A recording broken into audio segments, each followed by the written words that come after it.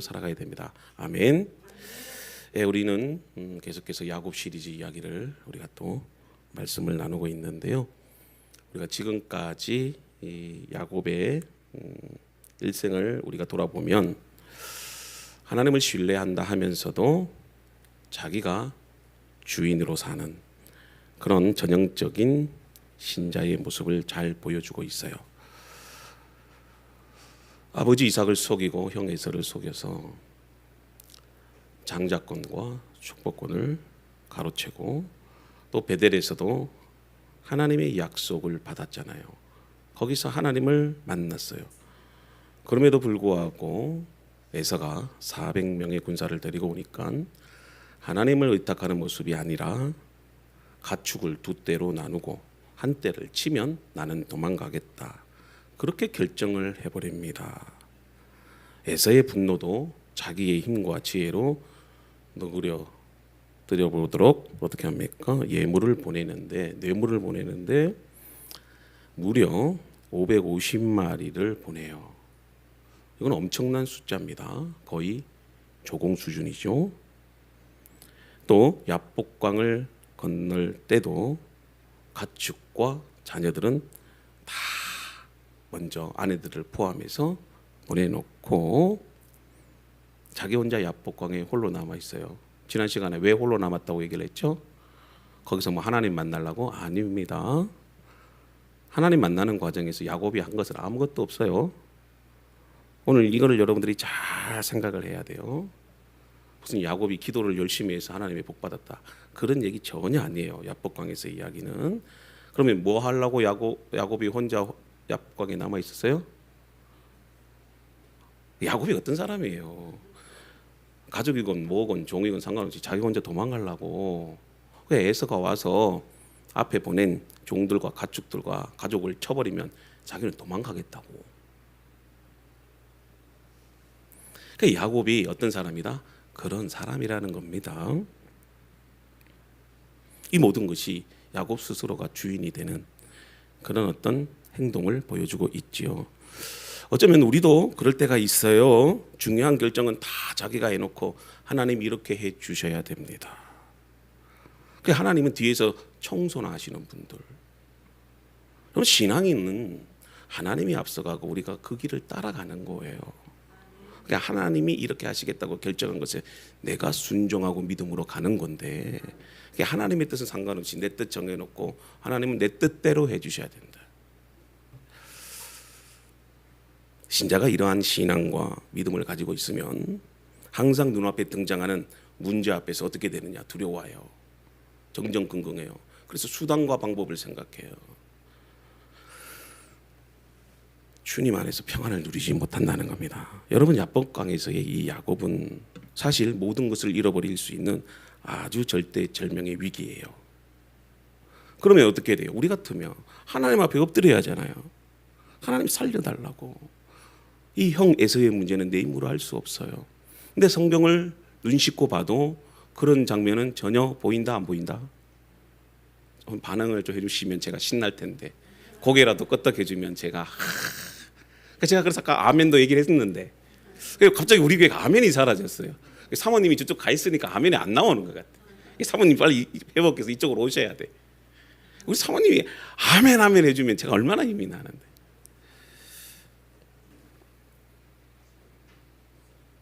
자꾸 이렇게 그 길로 가니까 제가 설교를 어디로 해야 될지 또 시간이 오래 걸리잖아요. 그러니까 어떤 분들이 그러더라고요. 목사님 중간중간에 위트 있는 유머를 하라고 이렇게라도 합니다. 야복강에서의 야곱은 모든 것을 잃어버릴 수 있는 그런 위기의 상황에서도 기도하지 않아요. 엎드리지 않아요. 오히려 하나님이 찾아오시잖아. 자기 인생이 자기 주인인 줄 알고 그렇게 산 사람이에요. 그래서 어떤 문제가 있으면 일단 머리 써보고 경험을 의지해보고 그리고 자기 돈을 의지해보는 거예요. 그게 에서를 통해서 나타납니다. 신자로 친다면 그가 소유한 하나님보다 문제가 더 크게 보이는 믿음 없는 사람이에요. 우리가 세상을 살면서 내 인생의 주인이 나라고 여기면 우리는 끊임없이 뭐가 오느냐? 염려가 오고 그리고 걱정이 오고 불안이 오고 초조가 오고 그 가운데 여러분들 계속해서 살 수밖에 없어요. 왜냐하면 우리의 인생은 누구에게나 언제나 문제와 사건의 연속이고 또 인생에 부딪히는 모든 문제를 나의 힘으로 해결해야 하기 때문에 그래요. 근데 그렇게 되면 그 인생의 문제 앞에 내 스스로 모든 것을 해결하겠다. 그러면 결국은 오히려 인생이 짐이 되고 부담이 되고 걱정이 되고 두려움이 오는 거예요. 이런 사람에게는 절대로 안식이 없고 평강이 없습니다. 그러나 반대로 내 인생의 주인이 내가 아니고 하나님이 나의 인생의 주인이심을 믿어질 때에 그 모든 문제를 하나님께 맡기면, 저도 그래요. 어떨 때는 제 아내가 저보고 당신은 너무 믿음이 좋은 것 같아. 너무 믿음이 좋은 것 같아. 나태해지는 것을 그렇게 표현하는 것 같아. 이런 부작용도 있지만 그렇게 말씀드리는 게 아니고 진짜 믿음으로 하나님께 맡기면, 내가 가진 염려를 하나님께 맡기면 그 염려가 나에게는 없는 거예요. 나도 그러는 거예요. 어떨 때는 저도 목회자이기 때문에 하나님이 로덴교회 3년 전에 코로나 때 세웠는데 이거 부흥케 안 되면 큰일 납니다. 네, 하나님 부흥시켜 주세요. 처음에는 너무 근심했어요. 2년 동안 성도가 한 명도 안 오는 거예요. 와, 주님, 제가 정말 이 목회 못하겠습니다. 하나님께 그렇게 푸념하고 절망할 때 있어요. 근데 어느 순간에 하나님이 왜 네가 걱정하느냐? 이 교회는 내가 세운 교회고 내가 너를 이 교회 목회자로 세웠기 때문에 그건 네가 걱정할 게 아니다. 교인 한 명 없어도 괜찮아. 교회 삼각교회라도 괜찮아. 이건 내 교회인데. 그걸 하나님이 음성을 딱 들려주시는데요. 그때부터 너무 자유롭게 돼요. 너무 기뻐. 그리고 나서부터 1년 동안 이렇게 교회가 채워진 거예요. 아멘. 그러니까 하나님께 맡기세요. 뭐 안 되면 안 되는 거고. 그건 내 힘으로 어쩔 수 없는 건데. 우리는 늘 환경이 좋으면 복을 받고 환경이 여의치 못하면 복을 받지 못했다. 그렇게 생각하는데 그렇지 않습니다. 그래서 환경이 좋은 것을 가지고 어떤 내 신앙의 열심을 측정하는 기준으로 삼기도 해요.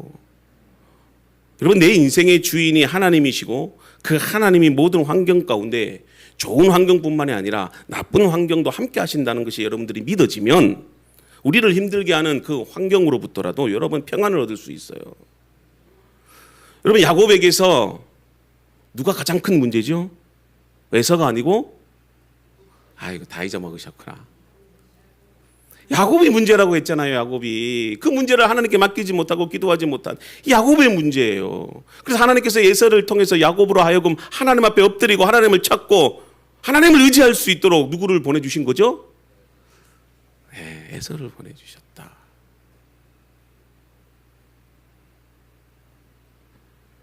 우리도 이와 같을 때가 많아요. 우리는 늘 우리 손에 이게 흙이 묻어 있는 것을 보지 못하고 떡이 없는 것만, 내 손에 돈이 없는 것만, 그것만 본다는 거죠. 그러므로 야곱이 정말 야곱에서 이스라엘로 변화되어지는 과정에서 오늘 이 시간 우리가 하나님의 뜻을 한번 살펴보면 좋겠어요. 그리고 우리의 신앙을 한번 점검해 보고 정말 하나님의 뜻이 무엇인가를 오늘 야곱이 아니라 이스라엘로 부를 것이다. 이 제목을 통해서 우리가 함께 은혜를 나누고자 해요. 자, 야곱의 지혜와 노력 그리고 경험을 바탕으로 에서의 문제를 해결하려고 했지만 오히려 상황이 더 힘들어집니다. 더 악화됐어요. 오히려 형 에서가 400명의 군사들, 그 군사들은 종이겠죠. 근데 성경에 보니까 군사들을 이끌고 온다라는 거예요. 그만큼 호전적이고 강력한 힘을 갖고 있다는 겁니다. 자, 이제 400명의 군사가 야곱 한 사람을 죽이기 위해서 오는 거예요. 자, 이제는 더 이상 어떻게 할 수 없어요. 가진 수단과 방법을 다 해봤지만 안 되는 겁니다. 형에게 뇌물도 줘봤어요. 그런데도 안 되는 겁니다. 자, 절망적인 상황이 다가왔어요. 꼼짝없이 형에 의해서 이제는 죽게 된 그 자기 혼자뿐만 아니라 이제 가족까지 몰살을 당할 그 위기에 있어요. 자, 이 절대절명의 위기 속에서 오늘 본문의 말씀이 다음과 같이 말씀합니다. 밤을 지내다가 밤에 일어나 두 아내와 두 여종과 11아들을 인도하여 야복 나루를 건널세. 그들을 인도하여 시내를 건너가게 하며 그의 소유도 건너가게 하고 야곱은 홀로 남았더니 어떤 사람이 날이 새도록 야곱과 씨름하다가 자, 24절에 보니까 뭐라고 돼 있죠? 야곱이 홀로 남았다. 자, 우리가 이 부분을 어떻게 해석해야 할까? 자, 대부분 혼자 있을 때 여러분들 무엇을 느낍니까? 무엇을 느낍니까? 첫째, 외로워요. 혼자 있으면 외로워요. 그리고 두 번째, 힘들어요. 그리고 세 번째는 두려워요. 자, 그 상황을 묘사할 때 홀로 있었다.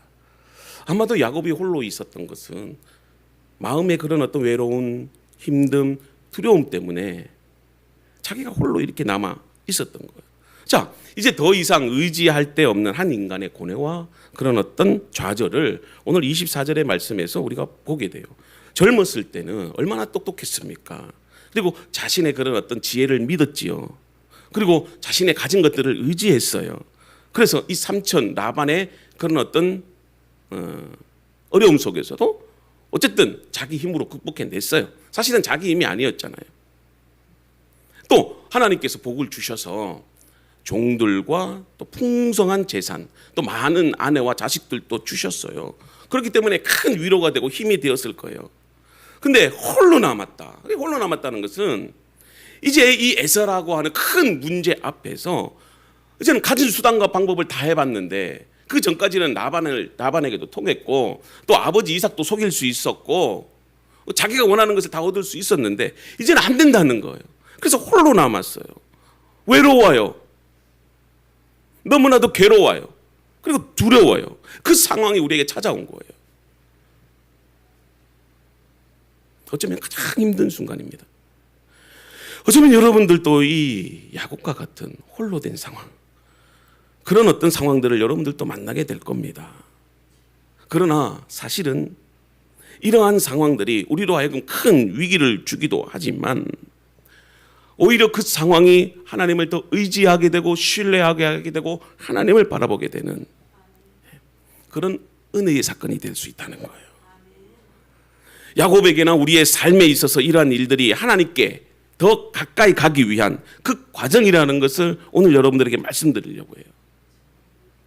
그래서 여러분들 우리가 당한 상황이 중요한 것이 아니라 그 상황 속에서도 우리가 하나님을 바랄 때 하나님이 우리를 찾아오셔서 우리의 외로움, 우리의 그런 어떤 절망, 우리의 두려움을 극복할 수 있도록 우리를 붙잡아 주시고 함께 해 주시는 거예요.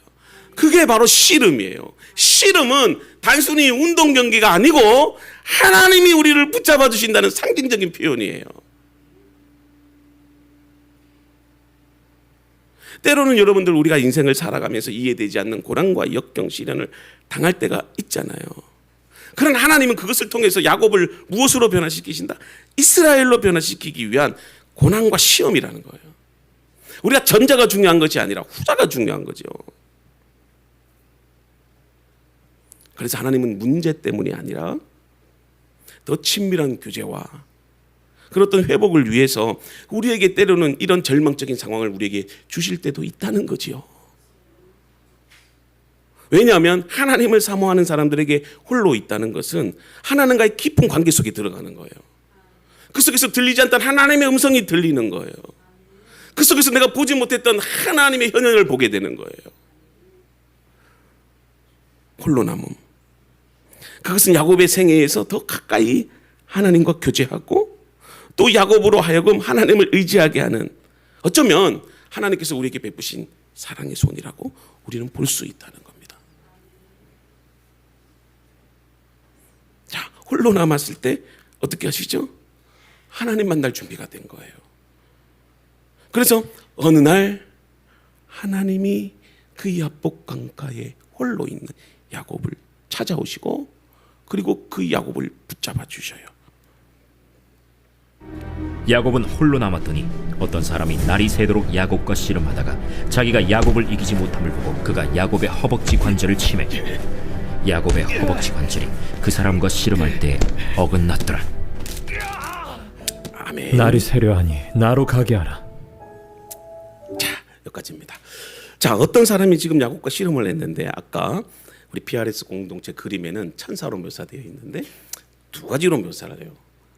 어떤 성서학자들은 천사장이다. 또 어떤 분은 하나님이다. 근데 저는 하나님이라 생각해요. 왜 그러냐면 뒤에 내가 하나님을 보았다. 야곱이 그렇게 고백을 해요. 저는 하나님이라고 믿는데 어쨌든 야복강가에 홀로 있던 그 야곱에게 어떤 사람이 찾아와서 씨름을 합니다.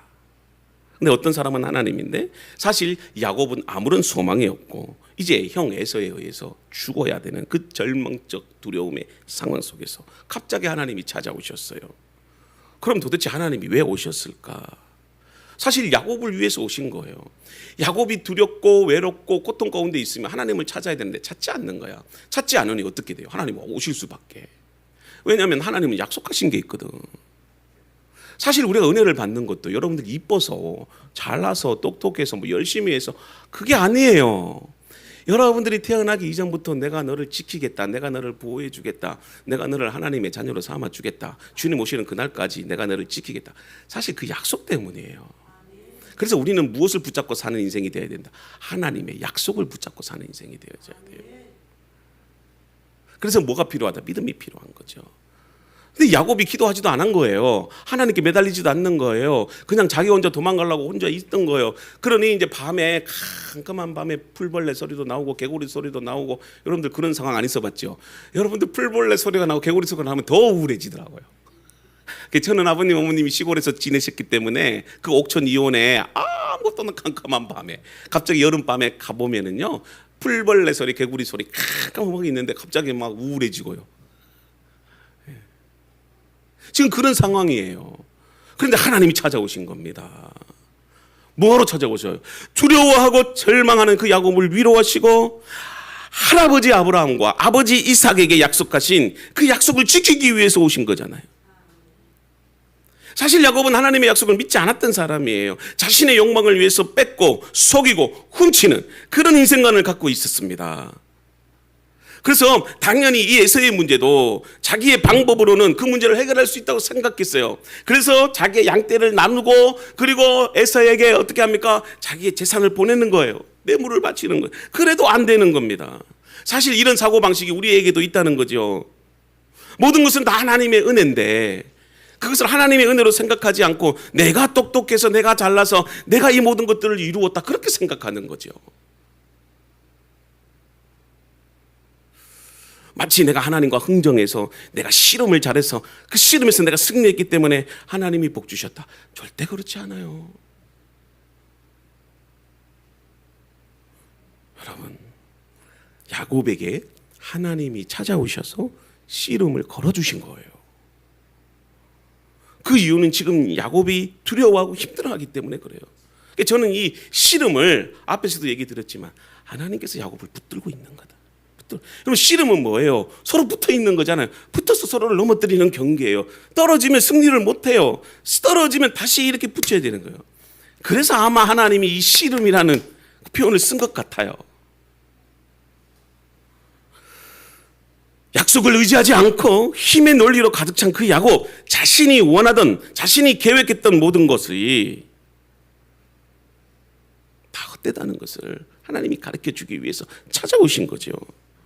그래서 야곱의 열심으로, 야곱의 욕심으로는 아무것도 이룰 수 없어요. 그래서 그것을 깨닫고 하나님을 절대적으로 신뢰하도록 하나님이 씨름을 걸어오신 거예요. 여러분, 야곱이 하나님께 기도했기 때문에 하나님이 찾아온 게 아닙니다. 여러분, 그건 상관없이 하나님이 일방적으로 야곱에게 찾아오셨어요. 그래서 우리는 씨름하는 장면을 자꾸 야곱이 기도해서 축복을 얻어냈다 그렇게 생각하는데, 모르겠어요. 그 해석도 될 수 있겠지만 저는 그렇게 해석이 안 되더라고요. 왜냐하면 하나님이 찾아오셔서 하나님이 먼저 씨름을 걸어주셨는데 기도는 내가 하나님께 하는 거잖아요. 안 그래요? 근데 그 속에서 기도했다는 해석은 조금 무리가 있지 않을까? 저는 그렇게 생각이 드는 거예요.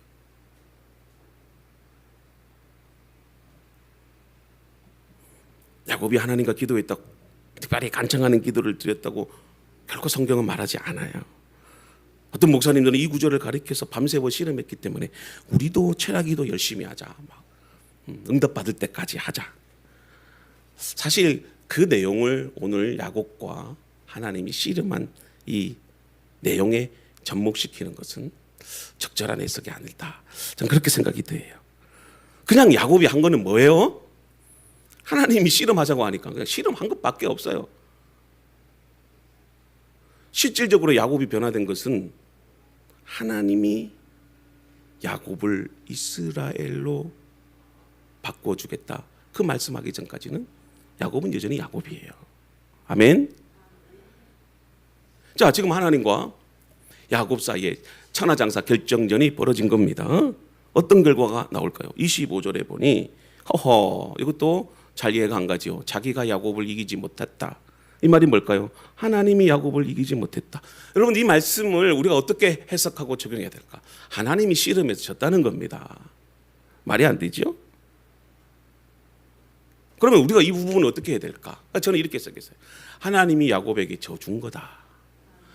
주연이가 가끔씩 저한테 씨름하자고 와요. 그러다 벌쩍 들어다가 냅다 팽개치면 어떻게 되겠습니까? 그건 나쁜 아빠죠. 오, 우리 주연이 오늘 밥 먹었나 보네. 힘이 왜 이렇게 세니? 아빠가 힘을 못 쓰겠네. 넘어져주는 게 아빠죠. 우리 하나님이 그런 하나님이에요, 여러분. 그런 하나님이에요. 때로는 여러분들이 불평을 해도 땡깡을 부려도 그냥 들어주는 거. 들어주면서 야, 다음에는 잘 깨닫겠지. 요번에 실패하면 뭔가 깨닫는 게 있겠지. 근데 거기에다가 26절에 보면 지금 날이 새니 빨리 가야 되겠다. 무슨 동화 같은 이야기죠. 근데 문제는 또 야곱이 빨리 가야 되니까 하나님이 야곱이 놓지를 안 해. 그래서 허벅지 관절을 내리칩니다. 쩔뚝쩔뚝 거리면서도 하나님 분명 이게 중요한 거예요, 여러분. 우리는 절대로 하나님 떨어지면 안 돼. 하나님 떨어지는 순간 우리 죽는 거예요. 저는 야곱에게 본받을 건 단 하나, 바로 그런 끈기와 인내다. 여러분, 기도를 하든 신앙생활을 하든 말씀을 묵상하든 이런 끈기와 하나님 나 이것 아니면 안 됩니다. 그런 어떤 열정을 가지고 신앙생활을 한번 해보세요. 저는 야곱에게 본받을 거는 그거예요. 그거. 죽기 살기로 매달리면 하나님도 얻지 못해요. 이거는 나의 애씀과 노력이 아니라 그만큼 하나님의 손을 놓지 않겠다는 믿음의 표현이에요. 어떤 일이 있어도 나는 하나님 말씀대로 살리라. 나는 어떤 일이 있어도 하나님께 기도하리라. 나는 어떤 일이 있어도 하나님만 신뢰하리라. 나는 주님 손 놓지 않을게요. 이래야지 여러분 믿음의 역사가 나타나요. 그냥 주일날 예배 한 번 딱 와서 30분이 넘어가고 40분이 넘어가면 설교 길다고 말하는 것보다 일주일에 40분 동안 설교 들으면 얼마나 작게 들은 거예요. 우스갯소리입니다. 또 중요한 것은 뭐냐? 하나님 손 놓지 마요. 내 사업이 실패해도, 내 상황이 더 어려워져도, 괴로워도 내가 주님 손 놓지 않으리라. 그게 씨름이에요. 씨름. 씨름은요, 손 놓으면 지는 거예요. 반칙패로 져요. 반칙패 2번이면 지는 겁니다. 씨름을 하는데 기술을 걸다가 빠져나오는 어쩔 수 없지만 의도적으로 놓아버리면 그 반칙으로 지는 거예요.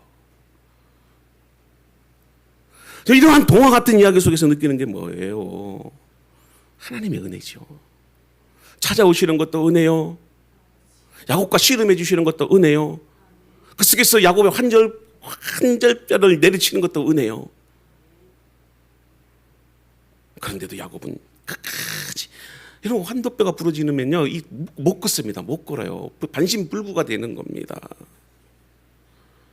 야곱의 입장에서도 이 삶의 문제를 해결할 수 있는 분은 하나님밖에 없다. 그렇기 때문에 간절하게 하나님께 매달리는 거죠.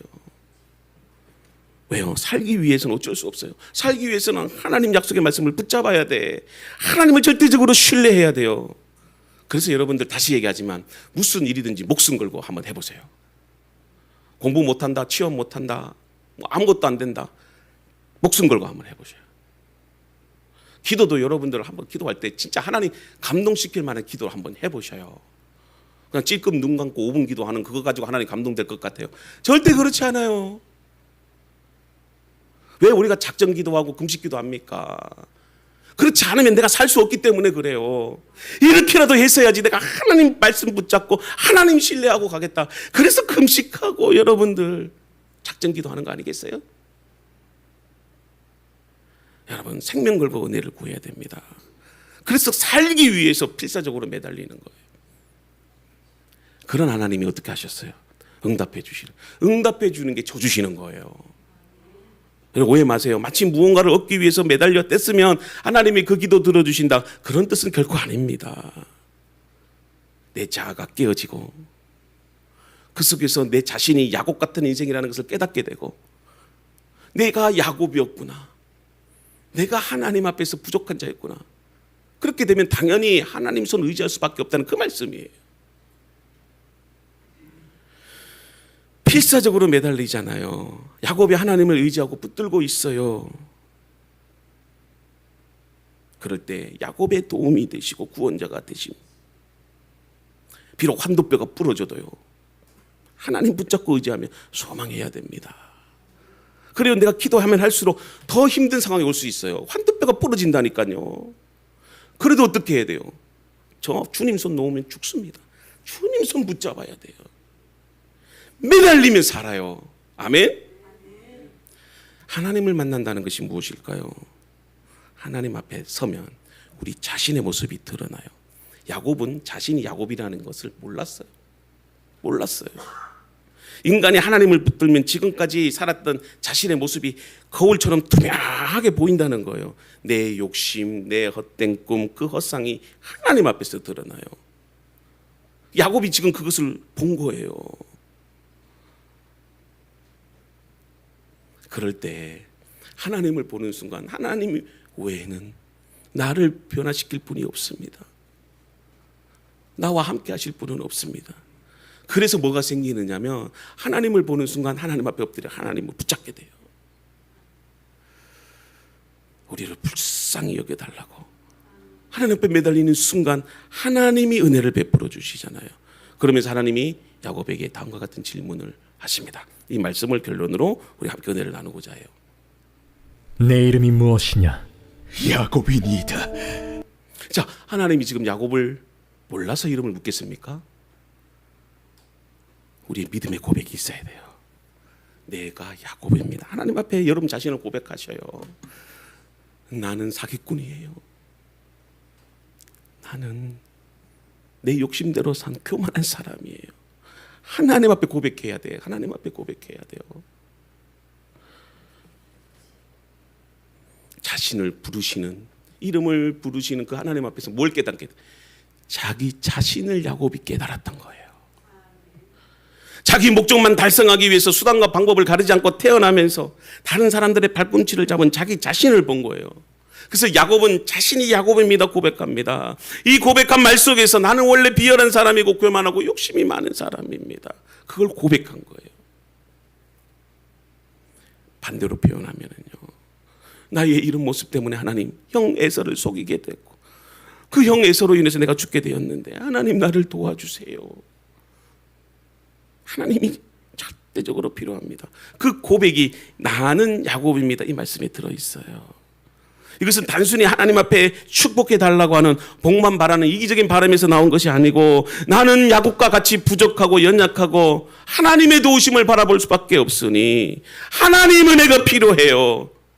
자기 스스로 고백하고 있는 거예요. 이렇게 하나님을 찾게 되자 하나님이 다음과 같이 말씀하십니다. 내 이름을 다시는 야곱이라 부를 것이 아니요 이스라엘이라 부를 것이니 이는 내가 하나님과 및 사람들과 겨루어 이겼음이니라. 그렇습니다. 하나님이 야곱이라는 옛 이름을 버리고 이스라엘이라는 새 이름을 불러주시는 거예요. 저는 여러분들에게도 새로운 이스라엘이라고 하는 그 이름이 불려지기를 주의 이름으로 축복합니다. 이스라엘이라는 뜻은 원어적으로는 하나님과 겨루어 이겼다라는 뜻이 있지만, 하나님의 백성됨, 하나님이 다스리신다, 하나님이 주인이시다, 이 뜻도 있어요. 이제는 살기 위해서 나의 힘과 의지와 노력을 위해서 살았는데 이제는 하나님이 베푸신 은혜를 가지고 하나님의 백성으로 하나님만 섬기겠다, 그렇게 고백하는, 하나님만을 섬기는 하나님의 백성으로 살겠다는 이스라엘의 변화된 존재가 된 것입니다. 자, 오늘 말씀의 결론이에요. 야곱이 아니라 이스라엘로 부를 것이다. 사랑하는 성도 여러분, 우리는 다 야곱이에요. 우리 함께 기도했으면 좋겠는데요. 반주 부탁합니다. 그런데 여러분들을 이스라엘로 변화시켜 주셨어요.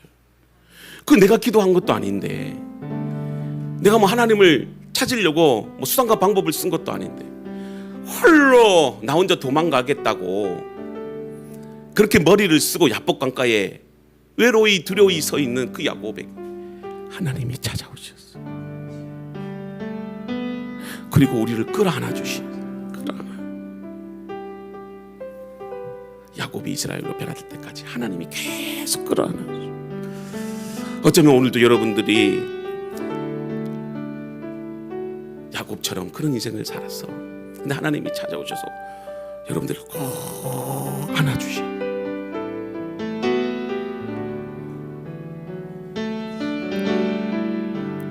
우리의 땀 냄새, 그 속에서 우리의 눈물이 주님의 뺨을 적시는 거예요. 그래서 그 씨름하던 중에 하나님의 사랑을 야곱이 경험한 거예요. 그럴 때 하나님이 너는 야곱이 아니야.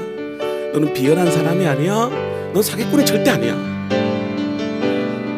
너 어떤 사람인데 내가 해산의 고통으로 널 낳았는데 사람들은 너를 비열하다, 너를 무식하다, 어리석다, 바보 같다, 멍청하다 놀려도 너는 내 아들이야. 너는 이스라엘이야. 그렇게 우리를 불러주십니다.